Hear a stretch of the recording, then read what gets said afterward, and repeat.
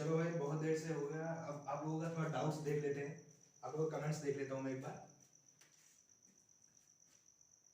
Sir, क्या भारतीय संविधान में सिर्फ 4 पार्ट्स हैं? देखो भाई, ऐसा नहीं है कि भारतीय संविधान में सिर्फ 4 पार्ट्स हैं। मैंने 4 पार्ट्स का ओरिएंटेशन इसलिए बताया है कि हम लोग 4 तक सारे आर्टिकल्स पढ़ेंगे। उसके बाद हम लोग आर्टिकल्स छोड़ छोड़ के पढ़ेंगे, जो जो इंपॉर्टेंट है हमारे लिए सिर्फ हम लोग वो पढ़ेंगे। वैसे संविधान में 22 पार्ट्स हैं एंड 395 आर्टिकल्स हैं। और अगर हम लोग बात करें 2021 तक की, तो हमारे संविधान में 25 पार्ट्स हैं एंड 448 आर्टिकल्स है ना। देखो, ऐसा होता है कि कभी कभी कुछ नए आर्टिकल्स जुड़ जाते हैं। जैसे मान लो कि अभी इंटरनेट आजकल बहुत ज्यादा जरूरी हो रहा है, तो फिर क्या पता आगे चल के ये हमारा फंडामेंटल राइट हो जाए कि हमें इंटरनेट मिलना चाहिए। तो ऐसे करके आर्टिकल्स और पार्ट्स जुड़ते रहते हैं संविधान में। ठीक है सर, फंडामेंटल ड्यूटीज कौन से अमेंडमेंट में जोड़ा गया था? भाई, फंडामेंटल ड्यूटीज 42nd अमेंडमेंट।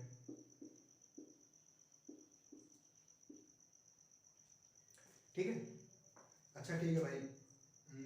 अब 10 मिनट के लिए आप लोगों का कमेंट्स मैं नहीं देखूंगा। अभी हम लोग पढ़ लेते हैं 10 मिनट।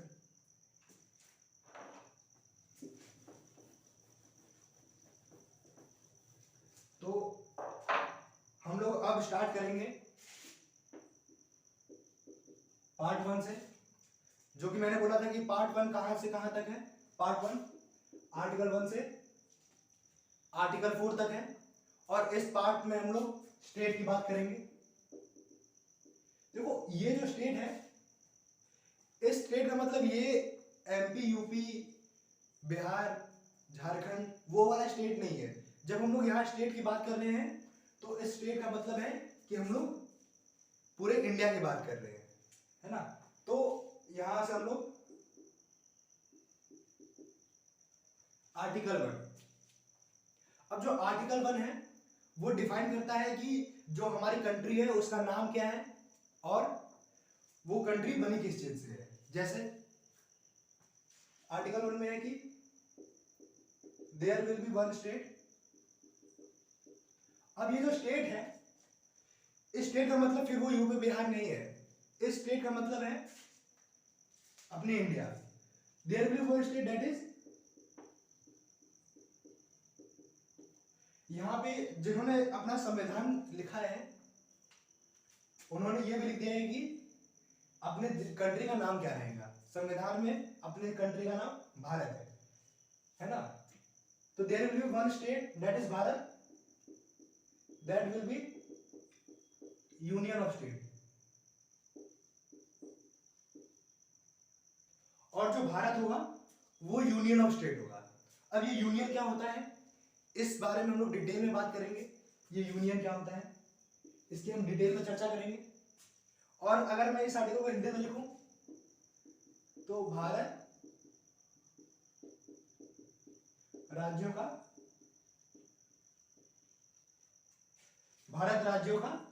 संघ है ना। इसके बाद देखो, यहां एक कॉन्सेप्ट आता है क्लॉज का और सब क्लॉज का।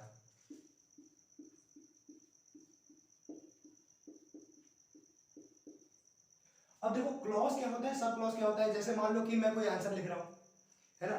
जैसे मैंने लिखा कि, जैसे मान लो सेल के बारे में हम लोग बात करें तो सेल 2 प्रकार के होते हैं, एक यूकैरियोटिक सेल, एक प्रोकैरियोटिक, है ना। तो जैसे सेल, तो हम इसकी बात कर रहे हैं यूकैरियोटिक और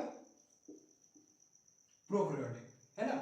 तो ये क्या हुआ, ये हुआ आर्टिकल और ये हुआ क्लॉज 1 और ये हुआ क्लॉज 2, है ना। ऐसे ही जैसे मान लो हमें आर्टिकल 1 का क्लॉज 1 लिखना होगा तो हम लिखेंगे ये हुआ आर्टिकल 1 क्लॉज 1 और ये हुआ आर्टिकल 1, ये हुआ यहां क्लॉज 2। अगर मैं इसी के बाद आगे ये ए ऐसे लगा दूं तो तो इसका मतलब ये हुआ article 1 clause 1 sub clause A. ठीक है भाई, article 1 clause 1 sub clause A, तो ये हुआ क्लॉज का। तो अब हम लोग क्या करेंगे, देखो मैंने आपको ये इसलिए बताया कि ये हुआ हमारा मेन आर्टिकल, इसके बाद हमने क्लॉज जोड़ा है, इसके बाद हमने इसी में क्लॉज जोड़ा है। आप इसको बोलो तो ऐसे बोल दो आप, आर्टिकल 1 क्लॉज 1। आर्टिकल 1 क्लॉज 1 में क्या लिखा है,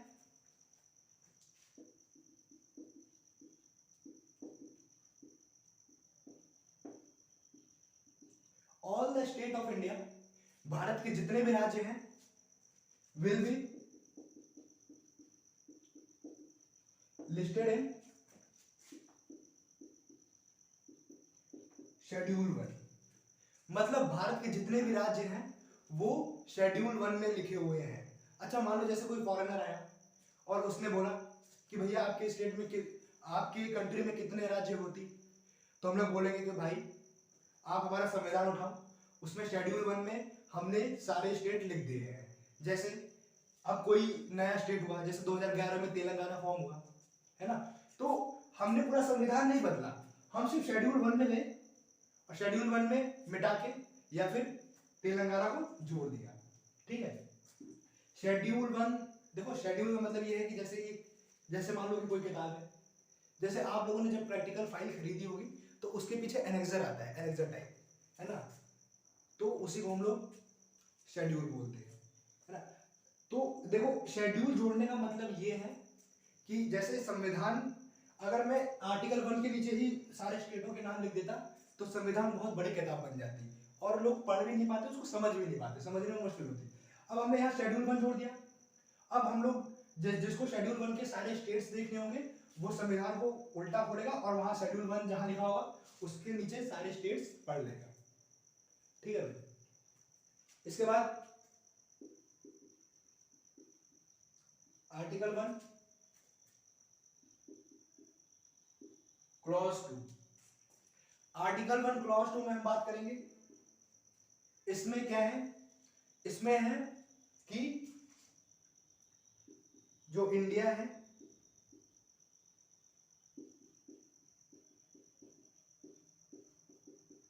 इंडिया किस किस चीजों से मिलके, इंडिया किन किन चीजों से मिलके बना है।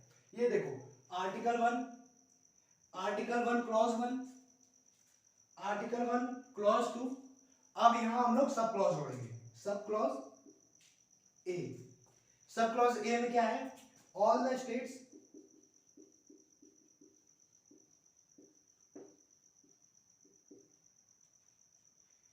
इंडिया के जितने भी स्टेट हैं वो भारत में जोड़ेंगे,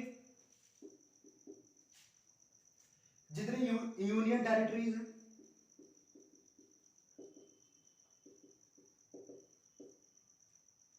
जितने भी केंद्र शासित प्रदेश वो जोड़ेंगे।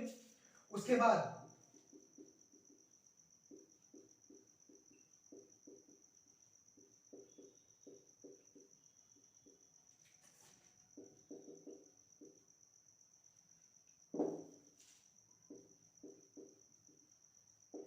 अगर फ्यूचर में हमने किसी कंट्री को एक्वायर कर लिया तो वो भी इंडिया का पार्ट बन जाएगा। तो ये पूरा है आर्टिकल 1। मैं उम्मीद करता हूं कि आप लोगों को क्लॉज और सब क्लॉज समझ में आ गया होगा और आपको शेड्यूल समझ में आ गया होगा। देखो शेड्यूल की कोई अपनी पावर नहीं होती,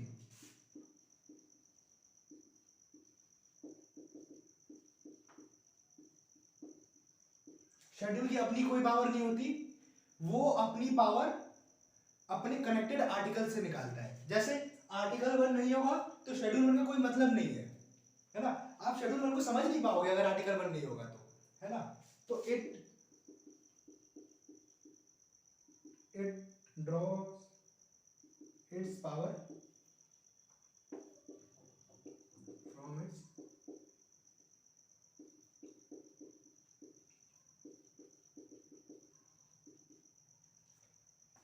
जो भी शेड्यूल है वो अपनी पावर अपने कनेक्टेड आर्टिकल से ड्रॉ करता है। ठीक है,